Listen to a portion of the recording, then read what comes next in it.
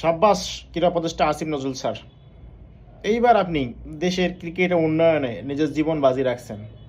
এইবার আমাদের ক্রিকেট এগিয়ে যাবে। এতদিন ক্রিকেটের হুকামার ছিল আসিফ মাহমুদ, উপদেষ্টা ছিল, শিশু উপদেষ্টা। ক্রিকেটের বোঝে না, ক্রীড়া উপদেষ্টা হয়ে ক্রিকেটের একদম হোকা শেষ করে দিছে। এবার হচ্ছে আসিফ নজরুল স্যার, আপনি হচ্ছে ক্রিকেটের একদম ক্রিকেট থেকে বাংলাদেশকে ভ্যানিশ করে দিবেন। ইন্ডিয়া খেলতে আমরা যাব না, আমাদের কি হয় হোক, তাই না? আসিফ নজরুল ইসলাম স্যার এখন এই কথাতে অটল আছেন যে বাংলাদেশে ক্রিকেট খেলবে না, বাংলাদেশ তো ক্রিকেট পারেই না এমনিতে। সো আমরা ইন্ডিয়ায় যাব না, আইসিসির সঙ্গে চ্যালেঞ্জ নেব।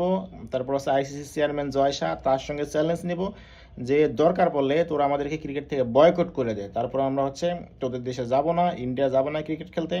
কোনোভাবেই সম্ভব না, কারণ হচ্ছে ইন্ডিয়া আমাদের শত্রু দেশ, ইন্ডিয়াকে আমরা ঘৃণা করি। সো ইন্ডিয়া আমরা যাব না, তাতে যদি আমাদের ক্রিকেট নাও থাকে কোনো সমস্যা নাই, কারণ আমরা তো ক্রিকেটে পারিয়ে না। আসিফ মাহমুদ স্যার আমাদেরকে এবার ক্রিকেট থেকে ধ্বংস করে দেবেন, ক্রিকেটটাকে শেষ করে দিবেন।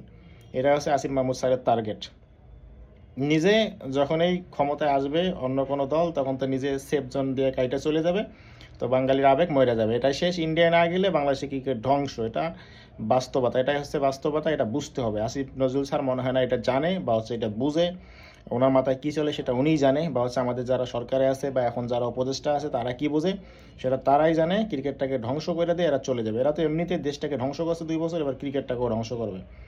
তো যাই হোক, দেখা যাক কি হয়, ইন্ডিয়া যায় চাপে পড়া নাকি হচ্ছে আমাদের ক্রিকেটটা ধ্বংস হয়ে যায়। সম্ভবত ক্রিকেটটাই ধ্বংস হবে। সো ধ্বংস হোক, এমনিতেই তো আমরা পারি না। ক্রিকেটাররা আমাদের টাকায় চলে, অথচ এরা পারফরমেন্স করতে পারে না। সো এদেরকে দিয়ে খেলানোর কোনো দরকার নাই। এখন থেকে এরা কী করবে, গরু চড়াবে। হ্যাঁ, মাঠে গিয়ে গরু চড়াবে।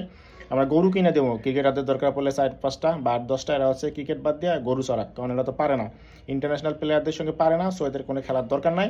আসিফ নজরুল স্যারকে ধন্যবাদ, মন থেকে ধন্যবাদ, আপনি খুব ভালো কাজ করতেছেন। ইন্ডিয়া আমরা যাবো না, ক্রিকেট ধ্বংস হয়ে যাক। থ্যাংক ইউ সো মাচ, ভালো থাকবেন, আসসালামু আলাইকুম।